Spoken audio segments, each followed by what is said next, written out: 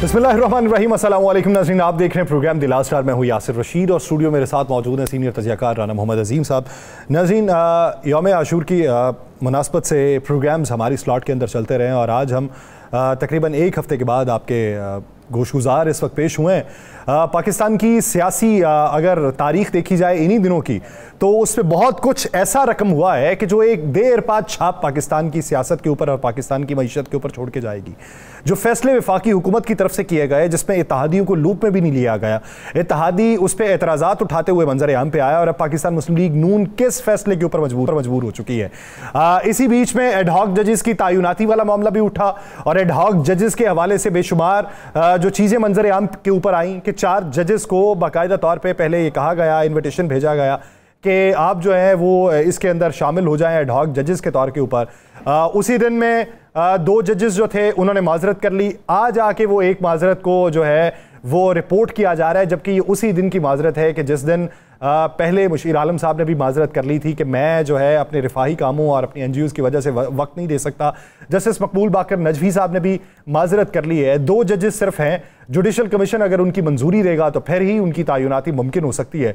लेकिन इसी बीच में वफाकी वज़ीर कानून आज़म नज़ीर तारड़ साहब बाकायदा तौर पर यह मानते हैं कि जो 8 जजेस ने फैसला दिया था उन्होंने आइन को रीराइट किया है, और आइन को रीराइट जब किया गया है तो एडहॉक जजेस की तायुनाती का फैसला जुडिशल कमीशन करेगा, हम इसे मूव करेंगे। यानी इससे इंटेंशंस वफाकी हुकूमत की क्या दिखाई देती हैं कि जब 8 जजेस के फैसले को आप ये समझें कि ये आइन को रीराइट किया गया है, तो क्या उन्हें डोमिनेंट करने के लिए आप एडहॉक जजेस की तायुनाती को मुमकिन बना पाएंगे। लेकिन इसके ऊपर लतीफ़ खोसा साहब जो पाकिस्तान तहरीक इंसाफ के रहनुमा हैं, वो एक उज़र उठाते हैं।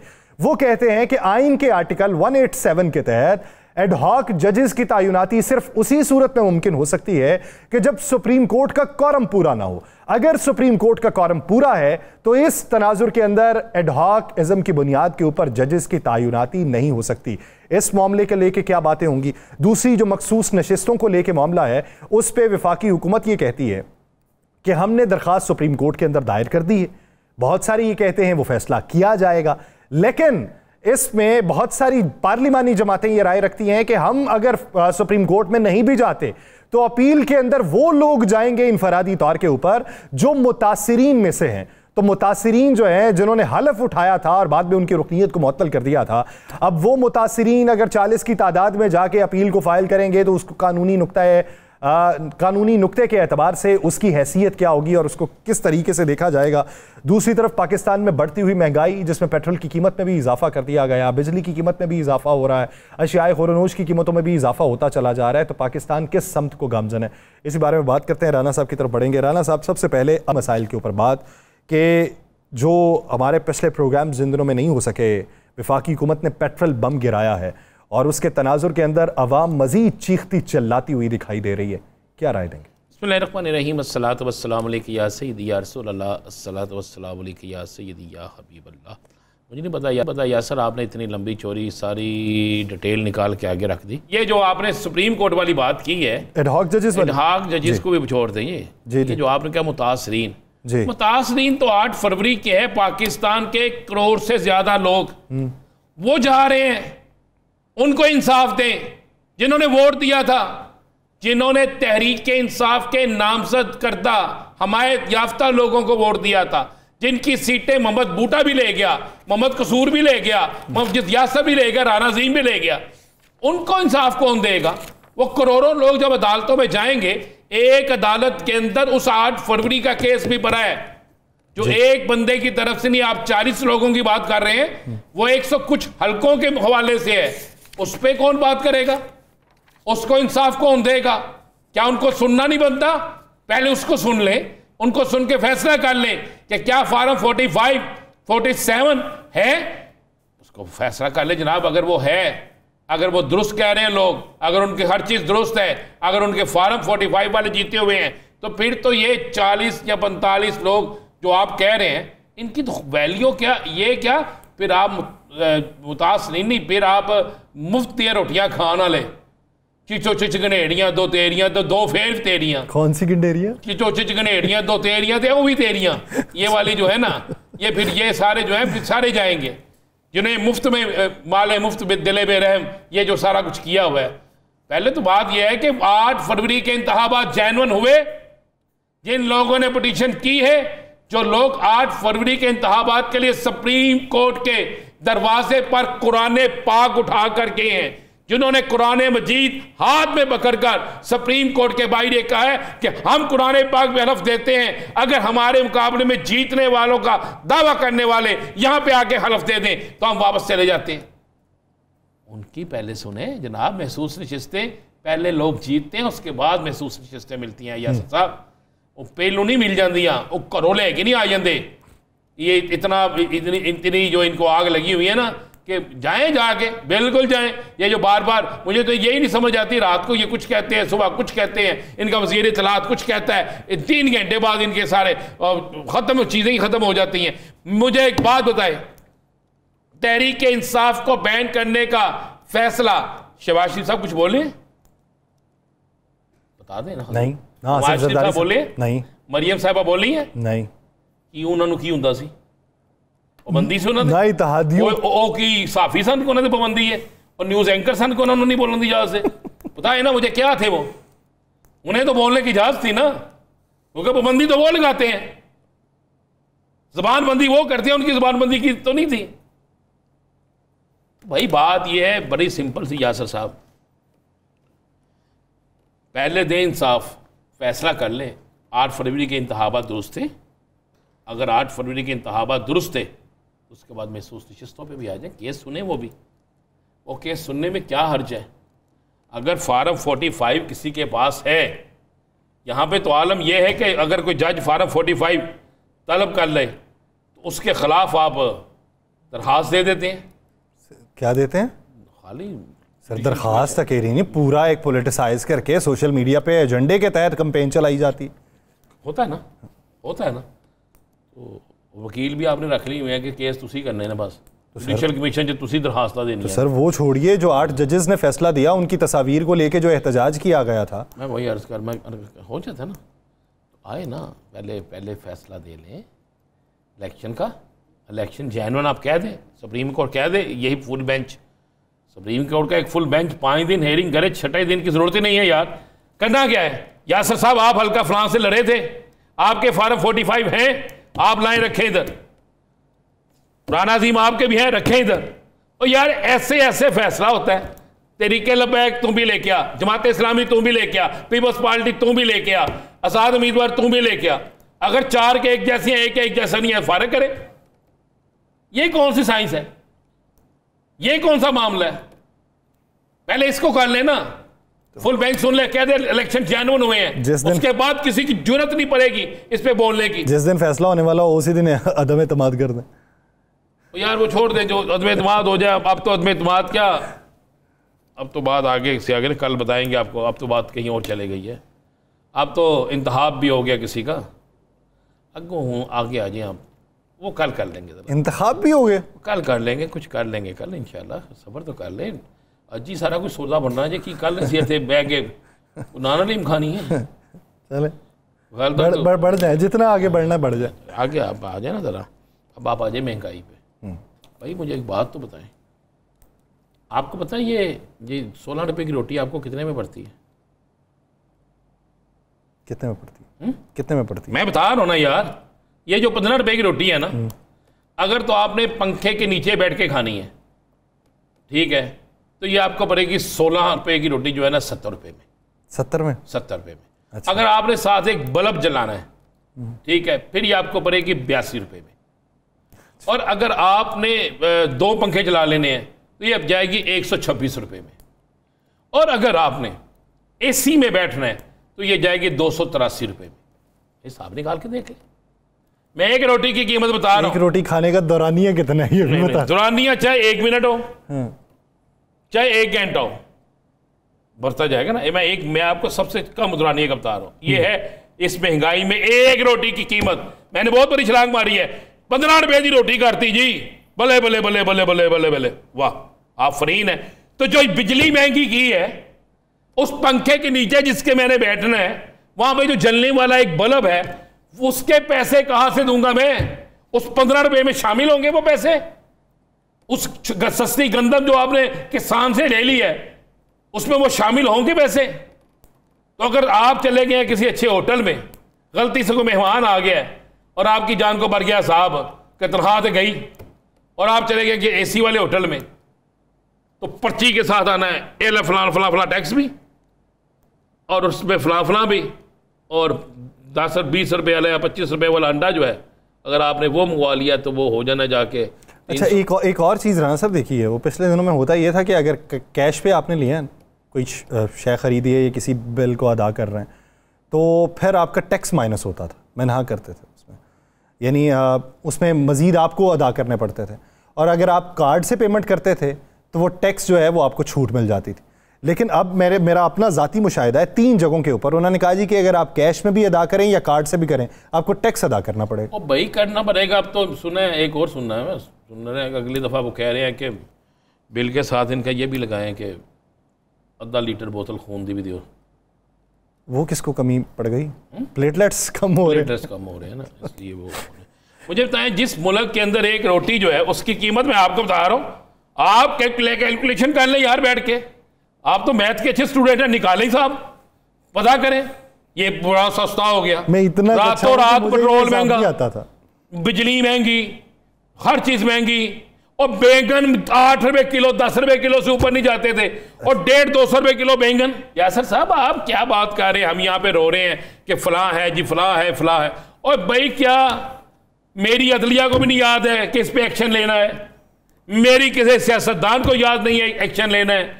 सब लोग जो है बड़े सुकून से सुख की बांसुरी बजा रहे हैं। कोई लंदन बैठा है, कोई कहीं बैठा है, कोई कहीं बैठा है, कोई कहीं बैठा है। चोर दे आवाम को। आज गौहर इजाज साहब ने मुतालबा किया है आईपीपीस वाला।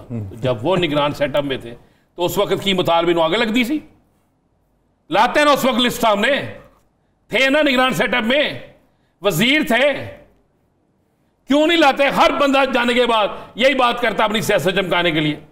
लाए उन सबको सामने रखे, उन सब मुतालबा बड़ा अच्छा है, कितनी बिजली पैदा की, कितने पैसे लिए, किसकी है ये, कौन कौन पैसे लेता था, किस तरह पैसे देते थे, अगर बिजली ज्यादा पैदा हुई है तो किधर गई है भाई? 57% तो अपने रिश्तेदार निकल आने तो कौन ले चले सर, जो भी है करते हैं ना। आप यहाँ पे ना, मैं अपनी आवाम से कहूँगा कि आप सोए रहे, बेफिक्र हो जाए। मजीद हम पेट्रोल जो है भरेगा, 15 रुपए की रोटी आपको जब 1500 में पड़ेगी उस वक्त आपने अपनी आंख खोलनी है। उससे पहले मत बेदार होइएगा। और हमें वैसे बेदार ये होने भी नहीं देते। ये हमें पता कौन सी नींद सुलाते हैं यासर साहब?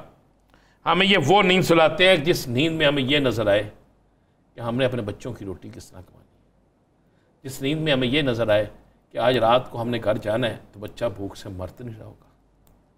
आप किसी अस्पताल नहीं जा सकते, इंसानियत है। ये गुलाब देवी अस्पताल में जो हुआ है पता है ना आपको, मरीज़ा के साथ जो हुआ, ये इंसानियत है। आज एक माँ अपने बच्चों को ज़िबा कर दे, कितनी बेबसी होगी, कितनी बेबसी होगी। माँ नहर में बच्चों को फेंक दे, कितनी बेबसी होगी। कोई एक दिन आप ऐसा देखते हैं जिस दिन आपको यह नजर ना आए कि फलां जगह पर इतने कत्ल हो गए, फलां जगह पर इतनी खुदकशियां हो गई, फलां जगह पे घरेलू झगड़े पे ये हो गया, फलां जगह पे ये हो गया। कोई एक दिन ऐसा है, और हम क्या है, हम या तो मरी में मीटिंग कर लें या ईवान सदर में जिस दिन फैसला आना उस दिन जोहराना भी हो। क्या था जोहराना? था किस चीज़ का जोहराना भाई? जिस दिन फैसला आया वो जोहराना कहाँ था?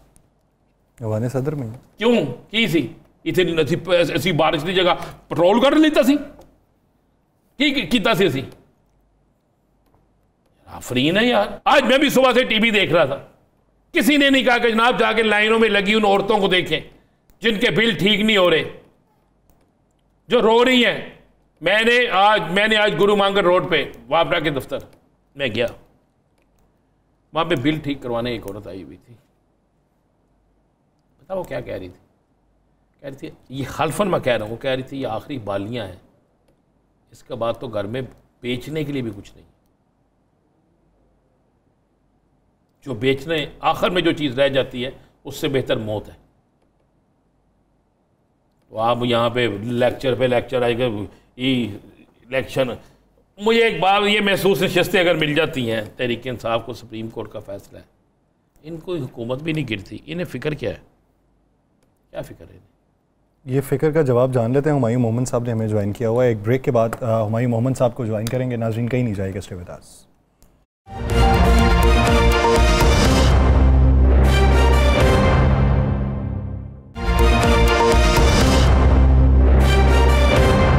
ब्रेक के बाद खुशामदीद नाज़रीन। मौजूदा सियासी सूरत हाल के ऊपर मखसूस नशिस्तों को लेकर, पाकिस्तान तहरीक इंसाफ पे बैन लगाने के इक़दाम को लेकर और उसके अलावा एडहॉक जजेस की तैनाती के हवाले से पाकिस्तान तहरीक इंसाफ और सुन्नी इत्तेहाद काउंसिल का एक मुश्तरका इजलास हुआ है और उन्होंने एहतजाजी वॉकआउट भी पार्लियामेंट के अंदर किया है। कहा यह जा रहा है कि वो रुकने पार्लियामान जिन्होंने अपने हलफनामे जमा करवाए हैं और जिन्होंने पाकिस्तान तहरीक इंसाफ से अपनी वाबस्तगी को शो कर दिया है, उन अराकीन पार्लियामेंट के लिए भी पाकिस्तान तहरीक इंसाफ ने कोई हिकमत अमली तरतीब दी है कि उनके बारे में पहले ये क्लेम किया जा रहा था कि उन्हें पाकिस्तान तहरीक इंसाफ में शमूलियत के हवाले से रोका जा रहा था। वहाँ पे कोई हॉर्स ट्रेडिंग भी हो सकती थी, दूसरों को माइल करने के लिए और दूसरी पार्टीज़ में शमूलियत के हवाले से भी इक़दाम उठाए जा सकते थे। इस ज़मन में पाकिस्तान तहरीक इंसाफ ने क्या प्लान किया, इसी बारे में बात करते हैं। हमें ज्वाइन किया पाकिस्तान तहरीक इंसाफ के रहनुमा सेनेटर हुमायूं मोहम्मद साहब ने। हुमायूं मोहम्मद साहब, बहुत शुक्रिया आपके वक्त का। हुमायूं मोहम्मद साहब, एक तो चीज़ क्लियर हुई पिछले एक लंबे अरसे में कि कभी बुलाना पड़ता था सुन्नी इत्तेहाद काउंसिल के रहनुमा और कभी पाकिस्तान तहरीक इंसाफ के रहनुमा, कभी सीनियर रहनुमा। तो कम से कम ये कन्फ्यूजन सुप्रीम कोर्ट ने क्लियर कर दिया है कि आपको पाकिस्तान तहरीक इंसाफ के रहनुमा के तौर पे पुकारा जा सकता है। तो आज जो इजलास हुआ है, आप उस इजलास के अंदर मौजूद थे जिसमें बकी अफराद भी, अली मोहम्मद खान साहब भी, बैरिस्टर गौहर भी, हामिद रजा साहब भी, दीगर अफराद मौजूद थे। क्या फैसला हुआ है उस इजलास में बिलखुसूस ये नशिस्तों को लेकर? बिस्मिल्लाहिर्रहमानिर्रहीम, इय्याका नअबुदु व इय्याका नस्तईन। देखिए, सबसे पहले तो मैं आपकी वो थोड़ी सी जो इब्हाम था उसको क्लैरिफाई कर देता हूँ। मैं शुरू से ही तहरीक इंसाफ में था, चूंकि मैं सेनेट में उस ज़माने में आया था जब तहरीक इंसाफ थी। तो मेरे कम अज़ कम हम बाज़ लोग थे जो 2021 में सेनेटर बने थे, हम तहरीक इंसाफ के ही सेनेटर हैं और इंशाल्लाह रहेंगे। ठीक है, बाकी जो थे वो भी सुप्रीम कोर्ट ने क्लियर कर दिया। सुप्रीम कोर्ट ने इस लिहाज से क्लियर कर दिया कि उन्होंने सब ने 11 वर्सेस 2 ने ये डिसीजन को सेट असाइड कर दिया बेस्ड ऑन इलेक्शन कमीशन की गलत इंटरप्रिटेशन के भाई निशान ले लेने से पॉलिटिकल पार्टी ही खत्म हो जाती है और सब कैंडिडेट्स को उन्होंने इंडिपेंडेंट करार दे दिया। अब ये याद रखें, ये समझने के लिए जरूरी है। मिसाल के तौर पे आपकी 5 कनाल की जमीन है, मैं उस पे कब्जा कर लेता हूं जमीन पे और मैं उसको 5 हिस्सों में डिवाइड कर लेता हूं और मुख्तलिफ अपने बेटों के नाम तकसीम कर देता हूं। आप कोर्ट में चले जाते हैं और उसके बाद जब डिसीजन रिवर्स होता है, सेट असाइड हो जाता है, जो मैंने गलत डिसीजन लिया था आपके लिहाज से, हमारे जिन लोगों को इलेक्शन कमीशन ने इंडिपेंडेंट करार दिया था, सुप्रीम कोर्ट ने उसको जब रिवर्स किया है तो हम लोग उधर नहीं जाएंगे कि जहां पे इलेक्शन के बाद 3 दिन मिलते हैं कोई पार्टी ज्वाइन करने में। हम जाएंगे उससे पहले हिस्से में। वो पहला हिस्सा वो हिस्सा था जिसमें एक पॉलिटिकल जो कैंडिडेट होता है वो अपनी पार्टी को से टिकट लेता है, पार्टी उसको सेक्शन 66 इलेक्शन का जो 2017 का जो एक्ट है उस लिहाज से सर्टिफिकेट देती है। वो पूरा प्रोसीजर 2-3 हफ्तों का होता है, तो हमें उस प्रोसीजर में लेकर के और इंशाल्लाह ताला ये भी हो जाएगा। लेकिन इससे देखिए ओवरऑल पार्लियामेंट के अंदर कोई चेंज नहीं आएगी नंबर्स के तहत। हाँ, हमारे नंबर्स बढ़ जाएंगे, उनके जो 2 नंबरी थी वो कम हो जाएगी, लेकिन अभी उनकी 10 नंबरियां रहती है और उनके 420 भी रहती है। हमने जब तक ये 420 खत्म नहीं करनी, 10 नंबरी नहीं खत्म करनी, हम डटे रहेंगे। ये इनको डर है, ये एक्चुअल डर है जिसकी बेसिस पे वो हमें नहीं चाहते कि हम लोग इस रेस में रहें। इन लोगों ने आजकल मेरिट वाली रेस तो कभी लड़ी नहीं है, तो ये पाकिस्तान तहरीक इंसाफ के साथ अवाम के सामने लड़ नहीं सकते, वोट हमसे ले नहीं सकते, तो फिर 2 नंबरी और 10 नंबरी और 420 पे तो आएंगे ही आएंगे। तो क्या करेंगे, ये पाकिस्तान तहरीक इंसाफ को हटाना चाहते हैं ताकि ये आराम से मिल के वही काम करे जो 1980 से लेके 2000 तक कर रहे थे। और वो मैं बता देता हूँ वो काम क्या था। 1985 में जब ये लोग इस मुल्क में आए थे बतौर लीडरान, उस वक्त पाकिस्तान चीन से, इंडिया से, मलेशिया से, सिंगापुर से ज्यादा मालदार था। उसके अलावा जो बांग्लादेश है 75% ज्यादा मालदार था। फिर मैं 2000 के बाद की बात ही नहीं करता हूं, 2020 तक ये लोग बिल्कुल खराब हो गए थे। उन्होंने पाकिस्तान को तबाह कर दिया। पाकिस्तान इंडिया से भी गरीब, चाइना से भी गरीब, सिंगापुर से भी गरीब, बांग्लादेश से भी गरीब, मलेशिया से भी गरीब। इन लोगों ने तो सत्यानाश कर दिया पूरे इस मुल्क का, और ये चाहते हैं कि ये दोबारा उधर ही चले जाएं। इन्होंने नैब लॉस चेंज इसलिए किए हैं रिट्रोस्पेक्टिवली कि 1985 से तुम हमारी कोई दो नंबरी नहीं पकड़ोगे, हमारी चोरी नहीं पकड़ोगे, हमारे डाके नहीं पकड़ोगे।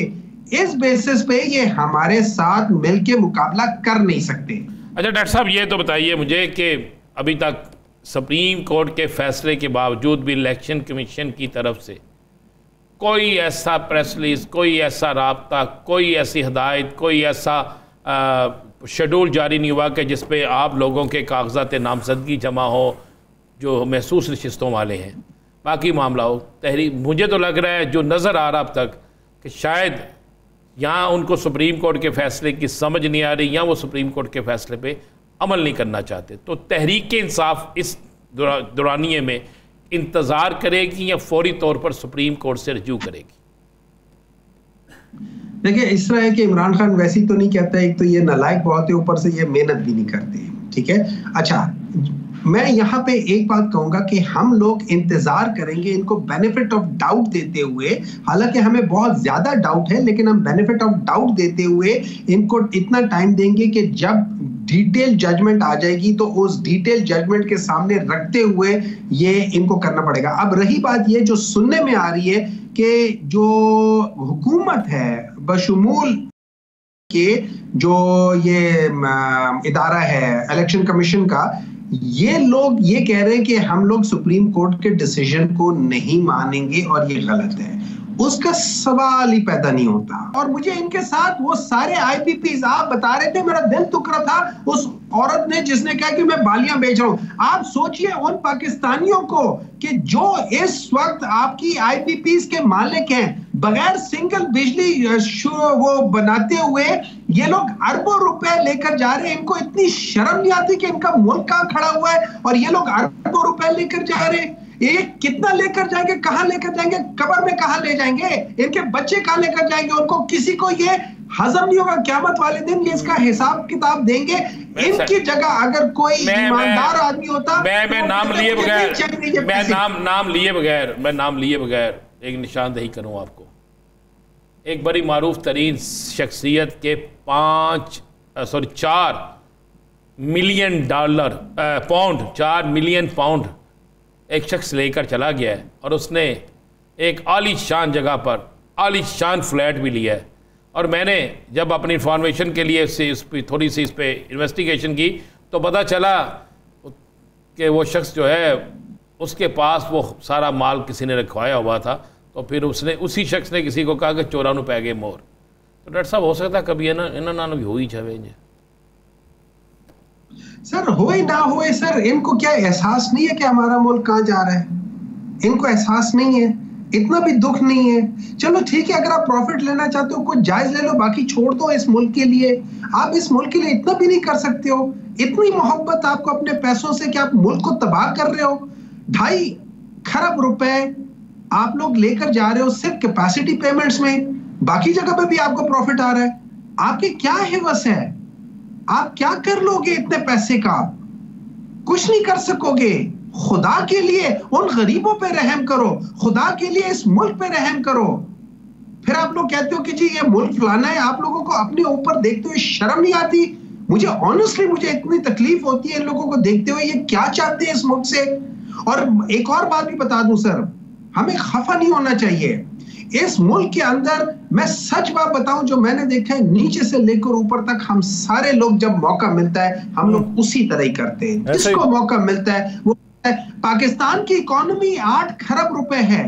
पाकिस्तान की जो अनडिक्लेयर्ड इकोनॉमी है वो 18 से 20 खरब की है।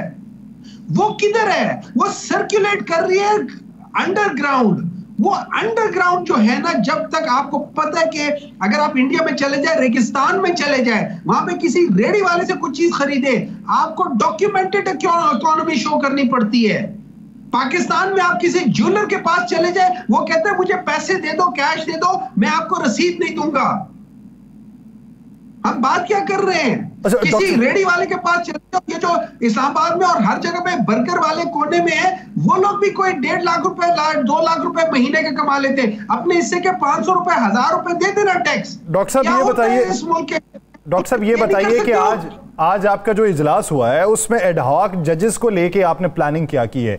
क्योंकि वफाकी हुकूमत तो इस पे मुसर है, जुडिशल कमीशन ने इसका फैसला करना है, वो खुद को मजबूत तरीन हलकों में शुमार कर रहे हैं कि जिनका फैसला माना जाएगा।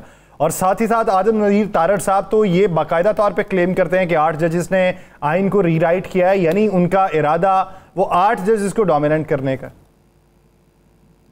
देखिए जी, इस तरह है कि आजम नज़ीर तारड़ साहब प्रॉब्ली शायद उन 8 जजों से ज्यादा जानते होंगे। इन 8 जजेस में वो लोग भी होंगे जिन्होंने आजम नज़ीर तारड़ को पढ़ाया भी है, ठीक है ना। तो ये कहना कि उनका, देखिए हमारा काम है एज अ पार्लियामेंटेरियन कि हम लॉ बनाएं, उस लॉ को आर्टिकल 2 के खिलाफ वर्जी नहीं करनी चाहिए, ठीक है, और कॉन्स्टिट्यूशन के खिलाफ वर्जी नहीं करनी चाहिए। अब उसकी इंटरप्रिटेशन जो है वो जुडिशरी का काम है। अगर हम ही इंटरप्रिटेशन कर लेंगे तो फिर जुडिशरी को ताला लगा दो, मैं तो यही कहता हूं। नंबर 2, अगर हम लोग एडहॉक जजेस करेंगे तो मेरी एडहॉक जजेस के बारे में एक सवाल है कि अगर आपने एडहॉक जजेस लगाना है, आप मुझे ये बताओ, उसकी बजाय आपके पास 4 सूबे हैं, हर एक सूबे में से एक एक ले लो, एलिवेट कर लो। एडहॉक की क्या जरूरत है? और एडहॉक की एक वजह है, मैं वजह बताना चाहता हूं कि मैं क्यों इस पे, मेरी पर्सनल राय है कि जब जुल्फिकार अली भुट्टो को जुडिशियल मर्डर किया था, आपको पता होगा, याद होगा कि उसके अंदर जो किरदार जिसने अदा किया था वो एडहॉक जज था। उस एडहॉक जज ने अपना पलड़ा डाल दिया था उनको जुडिशियल मर्डर के लिए, जस्टिस नसीम अशन शाह उन्होंने कर दिया था। तो पाकिस्तान की हिस्ट्री बहुत बुरी है। अच्छा, नंबर 2, अगर आपने करना है तो आप ऐसा करो। नंबर 2, आपके नीचे इतने सारे जो आपके केस है, पंजाब में आपको 25 जजेस की जरूरत है, आप वहां क्यों नहीं रख लेते हो? आप उनको क्यों नहीं कर लेते हो? नंबर 3, अगर आपने लेना है जरूर रिटायर्ड जजेस को लो। देखिए हमारे रिटायर्ड ब्यूरोक्रेट्स, रिटायर्ड जजेस, ये सारे आ जाते हैं, ये अपनी पेंशन भी खा रहे हैं और साथ साथ अपने पे तनख्वाहें भी लेना शुरू कर देते हैं। हम लोग जा किस तरफ रहे हैं? हम इन जनरल पाकिस्तान की डायरेक्शन किस तरफ जा रही है? हम लोगों ने अपने आप को देखा हुआ है, अपने चंद लोगों को देखा हुआ है, उस एक डिसीजन को बदलने के लिए, एक बंदे को मारने के लिए, एक पार्टी को बैन करने के लिए, हम पूरे सिस्टम को तबाह करने के लिए खुश हैं। चले डॉक्टर साहब एक मिनट, मेरा आखिरी सवाल है। अगर 1% मैं कह रहा हूँ, ऐसे इम्कानात तो नहीं है, ये मुझे भी पता है, अगर ये तहरीक इंसाफ को बैन कर देते हैं, अगर मैं 1% कह रहा हूँ कि ऐसे इम्कानात नहीं हैं, अगर ये कर देते हैं तो फिर तहरीक इंसाफ की हिकमत अमली, इंतज़ार, तहरीक क्या होगी? देखिए एक बात याद रखिए राना साहब, एक बात याद रखिए, पहले तो हमें डिफरेंशिएट करना चाहिए बैन करने में और उसको बिल्कुल ख़त्म करने में, जो कि इलेक्शन एक्ट 2012 के लिहाज से, ठीक है ना, उसको डिसॉल्व करने में। ये 2 मुख्तलिफ चीज़ें। बैन गवर्नमेंट वैसे ही बैन कर सकती है कि भाई ये चीज़ें इसको बैन कर दो, वो और चीज़ है। लेकिन अगर ये समझते हैं कि पाकिस्तान तहरीक इंसाफ को according to article 212 election act और जो आर्टिकल 17 है कॉन्स्टिट्यूशन का, उसके तहत ये रेफरेंस भेजेंगे और वो नंबर्स चेंज करके कर लेंगे, आपको पता है ये क्या कर रहे हैं? ये पाकिस्तान तहरीक इंसाफ के 100, 200, 300, 400, 500 लोगों को डी-सीट नहीं कर रहे। ये इमरान खान को जो है ना अपने रास्ते से नहीं हटा रहे। ये पाकिस्तान तहरीक इंसाफ को नहीं कर रहे। ये तकरीबन 2.5 से 3 करोड़ लोग, जिसमें तकरीबन 80% पाकिस्तान तहरीक इंसाफ के जो कैंडिडेट्स हैं जिनको वोट दिया केपी में, ये उस पूरे 80% ऑफ दी वोटर्स को डिसएनफ्रेंचाइज करके, गुस्सा दिला के उनके दिल में नफरत डाल देंगे। आप चाहते क्या हो? क्या हम लोग अपने जो पास्ट है हम उससे कुछ सीख नहीं रहे? क्या वही गलतियां, वही फॉर्मूला हम दोबारा आज इतने अरसे बाद फिर लगाने की कोशिश कर रहे हैं? क्या हमें समझ नहीं आती? क्या हम लोगों को कोई बताने वाला नहीं है? अगर हिटलर को कोई बताने वाला होता कि नेपोलियन ने ये मिस्टेक की थी कि वो रशिया चला गया था और हिटलर रशिया ना जाता, तो दुनिया की आज हिस्ट्री बदल जाती। इसी तरह के अगर पाकिस्तान के अंदर लोग समझ जाएं कि हमने क्या गलती की थी और वो गलती ना दोहराए, तो हम पाकिस्तानी भी बदल सकते हैं। शर्त ये है कि हमें समझना चाहिए। मुझे समझ नहीं आती इन लोगों को, ये जो बता रहे हैं लोग कि ये कर ले, ये इनको क्यों बता रहे हैं? और ये इनकी अपनी अकल नहीं है। इनको हमें समझ नहीं आती कि हम लोगों के लिए क्यों नफरत पैदा हो रही है, हम क्यों लोग हमसे नफरत कर रहे हैं। क्या समझ नहीं आ रही इनको? क्या ये लोग इतने बेवकूफ हैं? डॉक्टर साहब, एक आखिरी सवाल। डॉक्टर साहब, इतलात हैं कि पाकिस्तान तहरीक-ए-इंसाफ ने अपने उन रहनुमाओं को जिन्होंने हल्फनामे जमा करवाए हैं, उनको किसी महफूज मकाम पे मुंतकिल किया है। क्या इसमें सदाकत है, और अगर किया है तो उसकी वजूहात क्या? देखिए, इस तरह है कि इस्लाम में वो कहते हैं कि आप अल्लाह पे तवक्कल करो, लेकिन पहले अपने ऊंट का पांव बांध दो। ठीक है, इसमें कोई शक नहीं, हम अल्लाह पे तवक्कल करते। हमने उनको कहा है कि आप अपनी हिफाजत करो, ये चंद दिन इंपॉर्टेंट है, आप अपनी हिफाजत करो। और उसकी वजह है, आप सोचिए कि हम कहां जा रहे हैं। आप सोचिए हम कहां जा रहे हैं। अवाम से मैं पूछता हूं, इन पाकिस्तानियों से मैं पूछता हूं, आप सोचिए हम कहां जा रहे हैं। हम अपने ही मुल्क में अजनबी होते जा रहे हैं।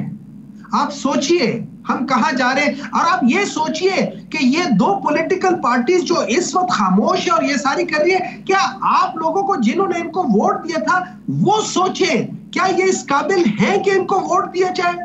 क्या ये इस काबिल है कि ये सारा जो कर रहे हैं आप वो करें? और मुझे शर्तिया मैं मानता हूं कि वो लोग जिन्होंने वोट दिया था वो आज इनके साथ नहीं खड़े होंगे।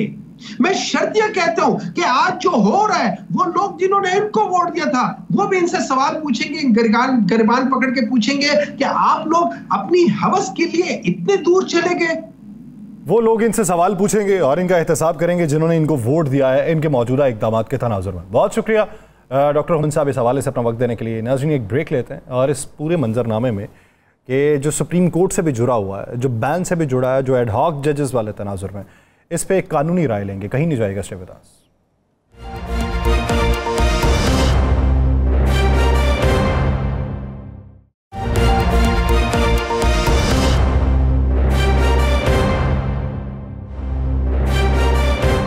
ब्रेक के बाद खुशामदीद। नाज़रीन, जो मामलात हैं मखसूस नशिस्तों के हवाले से और जो मामलात है एडहॉक जजेस की तैनाती के हवाले से और उसके साथ साथ जिन्होंने पाकिस्तान तहरीक-ए-इंसाफ में शमूलियत इख्तियार करनी है, जो इलेक्टेड पर्सनस हैं, उनका मुस्तकबिल क्या होगा, और इस ज़िमन के अंदर पाकिस्तान तहरीक-ए-इंसाफ पे बैन लगाने के हवाले से जो बातें हो रही हैं, ये पूरा कानूनी मंजरनामा, इसको समझने की ज़रूरत है। बातें तो बहुत सी पॉलिटिकली हो जाती हैं, लेकिन उसके पीछे की मंतिक, मसलहत और कानूनी जो तशरीह है वो किसी को मालूम नहीं होती, और फिर उसको उसी तरीके से आगे बढ़ाया जाता है। और बेशुमार जगहों के ऊपर हमारे माहिरीन कवानीन जो हुकूमती बेंचेस का हिस्सा बन जाते हैं, वो भी बेशुमार मामलात को आके ऐसे पोलिटिसाइज करते हैं कि मालूम नहीं पड़ता कि कानूनी तशरीह के एतबार से ये बात इनकी ठीक है या इसे सियासी नुक्ता नज़र से देखना पड़ेगा।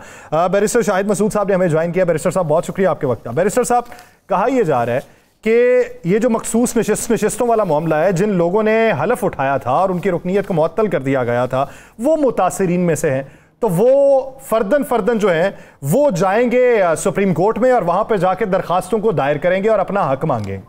मेरा सर सवाल ये है कि ये बताइएगा कि मुतासिर जो होती है मखसूस नशिस्तों को लेके, क्या वो पार्लिमानी यानी पॉलिटिकल पार्टी होती है या फर्द वाहिद होता है? क्योंकि ये तो पार्लिमानी पार्टी ने नशिस्तें तरजीही जारी करनी होती हैं, इसका इख्तियार तो उस शख्स के पास नहीं होता। हाँ, इलेक्टेड पर्सन जो है, अगर उसके साथ कोई ज्यादती हुई है, वो मुतासरा है, तो वो फर्द वाहिद के तौर पे जा सकता है। तो क्या मखसूस नशिस्तों वाले को भी उसी तरीके से ट्रीट किया जाता? बिस्मिल्लाहिर्रहमानिर्रहीम। यासिर साहब, बहुत शुक्रिया। सबसे पहली बात, जिस तरह आपने बात की कि मुतासरीन कौन है, इसमें ये सारे हिजान की कैफियत शुरू होती है इलेक्शन कमीशन ऑफ पाकिस्तान के कुछ मुतनाज़ा फ़ैसले, कुछ गलत फ़ैसले, जिनको सुप्रीम कोर्ट ने भी अपनी जजमेंट के अंदर बिल्कुल वाज़े तौर पे कहा कि हमारे फ़ैसले की इंटरप्रिटेशन ही गलत की गई। और उसके बाद जब आपने सुप्रीम कोर्ट के फैसले को अगर बगौर पढ़ें और उसका मुताला करें तो उसके अंदर बड़ी वाज़ेह एक चीज़ लिखी गई कि ये पब्लिक का मैंडेट है और उसी पार्टी को मिलेगा जिसके पास ये जाएगा। अब जब एक मामला शुरू हुआ पाकिस्तान तहरीक-ए-इंसाफ का सिंबल ले लिया गया। सिंबल लेने के बाद वो इलेक्शन में गई एज एन इंडिपेंडेंट कैंडिडेट्स के तौर पे। किसी के पास निशान बैंगन था, किसी के पास मूली था, किसी के पास जूता निशान था, किसी के पास कुछ था। बेतहाशा निशानों के ऊपर गए और लोगों ने ढूंढ ढूंढ के वोट डाल दिया। जब वोट डाल दिया और उसके बाद वो लोग पार्लियामेंट के अंदर या असेंबलीज के अंदर आ गए और उसके बाद ये मामला महसूस नशिस्तों वाला आया तो उसके अंदर और उनके पास कोई ऑप्शन नहीं थी। उन्होंने किसी पार्लिमानी जमात को ज्वाइन करना था जो कानून की मंशा भी थी और उसी कानून की मंशा के मुताबिक उन्होंने सुन्नी इत्तेहाद काउंसिल को ज्वाइन कर लिया।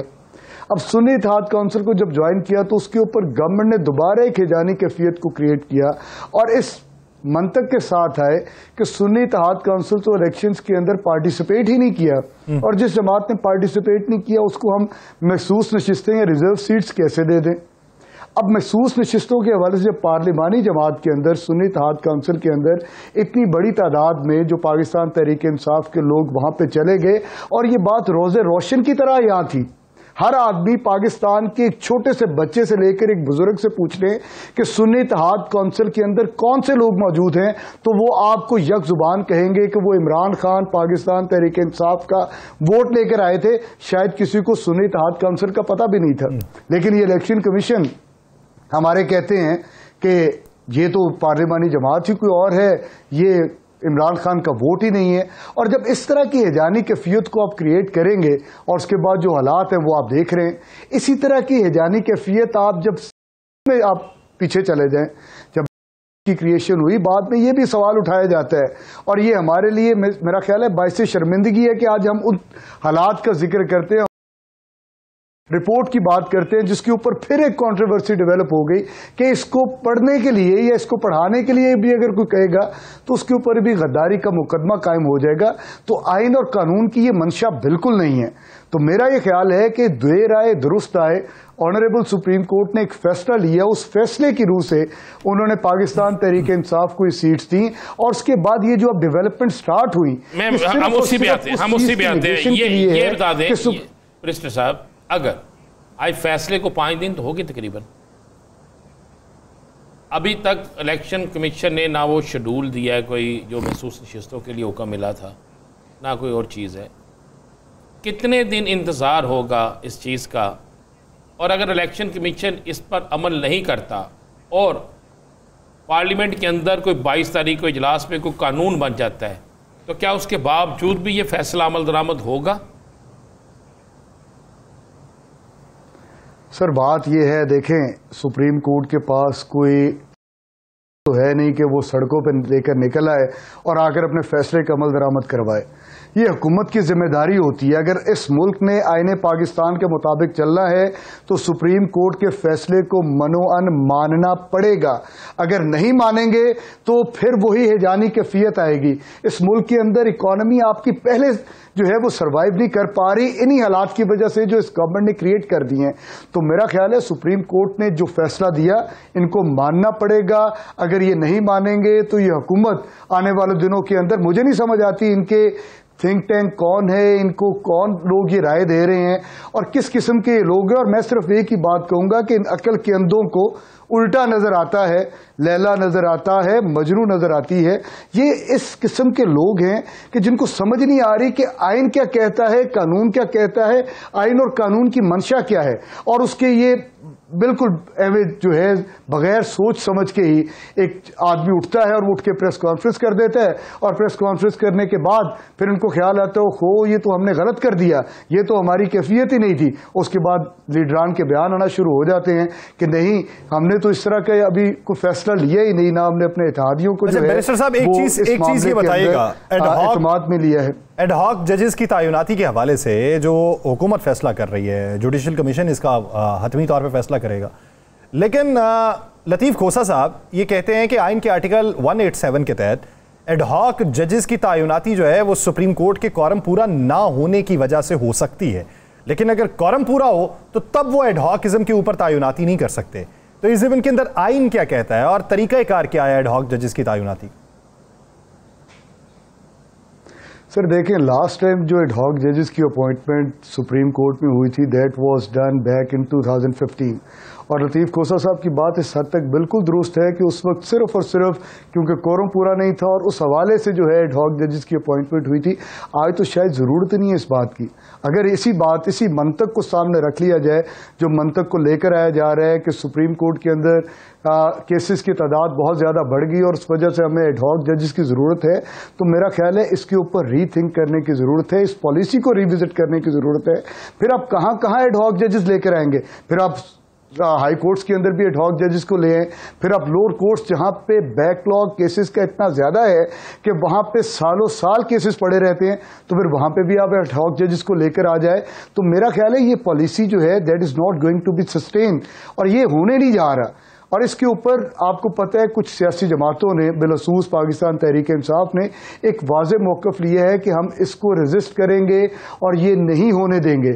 और बाकी अभी पॉलिटिकल पार्टीज़ ने इसके ऊपर अपनी राय देनी है और जब वो आएंगी तो मेरा ख्याल है कि ये बड़ा मुश्किल होगा। और जिस तरह आपने कहा, ये सुप्रीम जुडिशल काउंसिल ने ये मामले को देखना है और जिस तरह की हैजानी कैफियत के अंदर ये मुल्क गुजर रहा है, जिस तरह के आइन और कानून की धज्जियां बखेरी जा रही हैं, जिस तरह सुप्रीम कोर्ट के फैसलों के साथ किया जा रहा है और हाई कोर्ट के फैसलों के साथ किया जा रहा है। अभी कल मैं एक इंटरव्यू शायद जमील खान साहब, रिटायर्ड जज जो हाई कोर्ट के थे जिन्होंने रिजाइन किया था, उनका देख रहा था और जिस किस्म के इंकशाफात उन्होंने किए उस इंटरव्यू के अंदर, तो सर इन हालात के अंदर मैं नहीं समझता कि एड हॉक जजेस के तौर पे कोई जज अपनी अपॉइंटमेंट के लिए अपने आप को पेश करेगा। और मैं मतलब शायद बिल्कुल इस ये का बात कहने में आग बजाने दूं कि हमारे जिन जजेस का नाम प्रपोज किया गया था उनमें से कुछ जजेस ने ऑलरेडी इस प्रपोजल को डिनाई भी कर दिया है। हालात ऐसे नहीं है, उनको भी नजर आ रहा है। आपकी एक पिटीशन बरी गई है जिसमें आपने तौहीन अदालत की पिटीशन की है, आपने एक रुकने असम्बली के लिए भी कि उनका नाम ECL से या किसी भी से निकाला जाए। दूसरा, आज आप अदालत में पेश भी हुए बानी तहरीक इंसाफ के मुकदमात के हवाले से, तो क्या सूरत हाल जा रही है? सर एक तो आपको पता है जिस किस्म का रियासती जबर पाकिस्तान तहरीक इंसाफ के वर्कर्स के ऊपर, सनम जावेद की मिसाल है, आलिया हमजा की मिसाल है, बहुत सारी मिसालें हैं। बानी PTI इस हवाले से मिसाल के तौर पे आपके सामने मौजूद हैं। इसी तरह बहुत सारे हमारे PTI के इलेक्टेड MPs वर्कर्स, उनके हवाले से हमने पिटीशंस की हुई हैं। ये जिस केस की आप बात कर रहे हैं, इसके अंदर ये हमारे कसूर से MPA थे सरदार राशिद तुफैल, उनका नाम PNIL में प्रोविजनल नेशनल आइडेंटिफिकेशन लिस्ट के अंदर डाला गया 9 मई के वाक़े के बाद। उस हवाले से ऑनरेबल हाई कोर्ट के अंदर रिट पिटीशन की गई जो जस्टिस शम्स महमूद मिर्जा साहब के पास लगी। उन्होंने उस ऑर्डर को जिसके तहत PNIL के अंदर नाम इनका डाला गया था उसको इलीगल डिक्लेयर किया और ये ऑर्डर पास किए DG FIA को कि आप फॉरेन और मिनिस्ट्री ऑफ इंटीरियर क्योंकि फॉरेन का नाम PNIL से निकालें। लेकिन अनफॉर्चुनेटली उस बात को आज 3 महीने हो गए।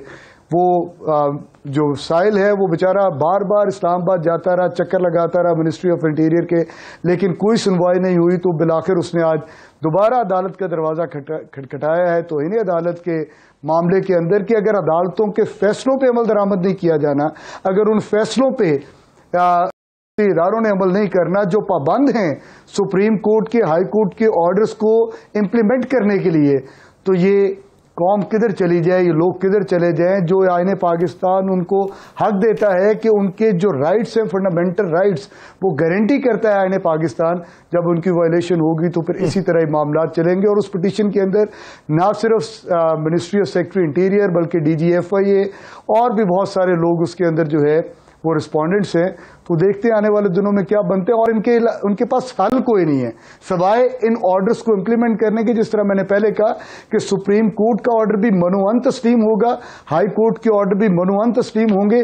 बहैसियत एक कानून के तालिब इल्म के मैं ये बात कहने में हक बजाने हूँ कि अगर ऐसा ना हुआ तो खुदा न खास्ता हम शायद ऐसे राह की तरफ ना निकल जाए। जमहूरियत की पासदारी, आइन की पासदारी और कानून की पासदारी जो है वो उस पर फिर अमल दरामद उस पर होता दिखाई नहीं देता। बहुत शुक्रिया बैरिस्टर शाहिद मसूद साहब इस हवाले से अपना वक्त देने के लिए। साहब अगर देखा जाए तो ये पाकिस्तान तहरीक इंसाफ पे पाबंदी के हवाले से बहुत सारे रहनुमाओं की बातें मंजर आम पे आई, जिसमें शहरी रहमान थी, जिसमें पीपल्स पार्टी के फ़रहतुल्लाह बाबर साहब थे, सैयद मुराद अली शाह साहब भी, और भी बहुत सारे रहनुमा, सिवाय एक शर्जीली नाम मेमन के जिन्होंने पहले दिन ही पोस्ट कर दी।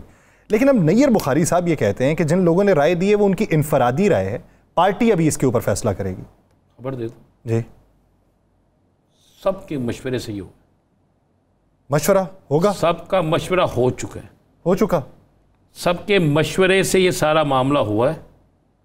और ये मामला बाकायदा तयशुदा मामलात के साथ हुआ, लेकिन ये इनमें से किसी को यकीन नहीं था कि आगे से रिएक्शन इतना सख्त आएगा।